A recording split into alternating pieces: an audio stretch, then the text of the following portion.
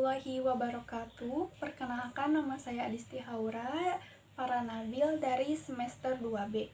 Di sini saya akan mereview materi hukum pidana. Pengertian kesalahan merupakan unsur subjektif dari tindak pidana.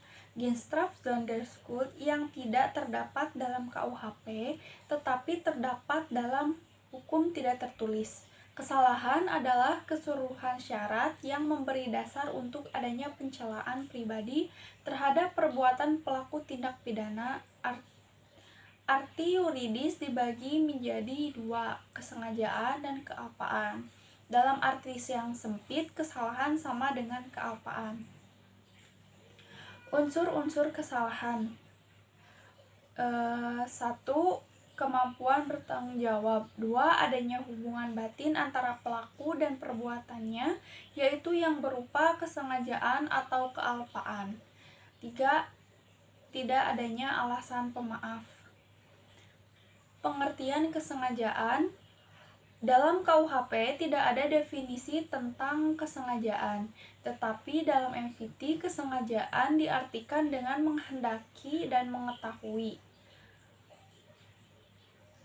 Jadi, dikatakan sengaja apabila pelaku menghendaki apa yang dilakukannya dan mengetahui perbuatan yang akan dilakukannya, yaitu atas dasar itu pelaku mempunyai kehendak untuk mewujudkan unsur-unsur dari rumusan undang-undang.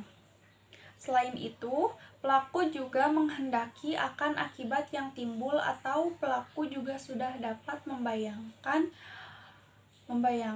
akan akibat yang nanti akan timbul. Perbedaan kedua teori ini dalam hal akibat dari keadaan yang menyertainya, walaupun dalam praktek penggunaan teori ini sama. Bentuk-bentuk kesengajaan. 1. Kesengajaan dengan maksud atau bertujuan untuk mencapai tujuan, yaitu bentuk kesengajaan yang paling sederhana di mana perbuatan pelaku ditujukan untuk menimbulkan perbuatan yang dilarang dan pelaku menghendaki perbuatan tersebut beserta akibatnya. Contohnya, A. Menempeleng B dengan maksud agar B merasa sakit dan kapok untuk tidak berbohong lagi. Kedua, kesengajaan dengan sadar, kepastian, atau keharusan. Dalam hal ini, perbuatan menimbulkan dua akibat, yaitu 1. Akibat yang memang dituju oleh si pelaku, yaitu dapat berupa delik sendiri atau dilakukan sendiri dan dapat berupa penyertaan atau deal naming. 2. Akibat yang tidak dikehendaki tapi merupakan keharusan dalam mencapai tujuan sehingga akibat ini pasti terjadi atau timbul. Contohnya, A hendak membunuh B dengan penembakan pistol, sementara B sedang duduk di balik kaca restoran. Penembakan terhadap B pasti akan memecahkan kaca milik restoran itu. Terhadap pecahnya kaca dan kesengajaan dengan sadar keharusan dari pelaku pasal 406 KUHP. 3. Kesengajaan dengan sadar, kemungkinan atau bersyarat. Ada keadaan tertentu yang semula mungkin terjadi, kemudian benar-benar terjadi. Contohnya, Aresquetard di kota Huizen, negeri Belanda. Lalu ada teori apa boleh buat. Dalam teori ini, keadaan batin si pelaku terhadap perbuatannya adalah sebagai berikut. A. Akibat itu sebenarnya tidak dikehendak, bahkan membenci atau takut akan kemungkinan timbulnya akibat tersebut. B.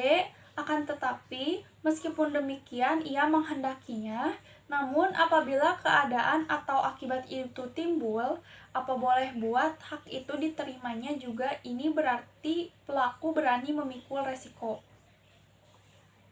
Sifat kesengajaan. Kesengajaan berwarna. sengaja melakukan perbuatan dolus. Malus berarti sengaja untuk berbuat jahat. Jadi kesengajaan perlu ada kesadaran dari pelaku terhadap perbuatan yang dilarang. Dengan kata lain, kesengajaan berarti kesadaran dari si pelaku terhadap perbuatan melawan hukum. Atas dasar itu, kesadaran menjadi syarat untuk dapat dipidananya pelaku. Ajaran ini sudah tidak dianut lagi karena memberikan beban yang berat kepada penuntut umum dan terutama hakim. Dalam ajaran ini, hakim harus membuktikan bahwa pelaku dalam melakukan tindak pidana, selain menghendaki perbuatannya juga mengetahui dan menyadari bahwa perbuatannya dilarang dan diancam dengan pidana oleh undang-undang. Sekian dari saya. Mohon maaf bila ada kesalahan kata. Wassalamualaikum warahmatullahi wabarakatuh.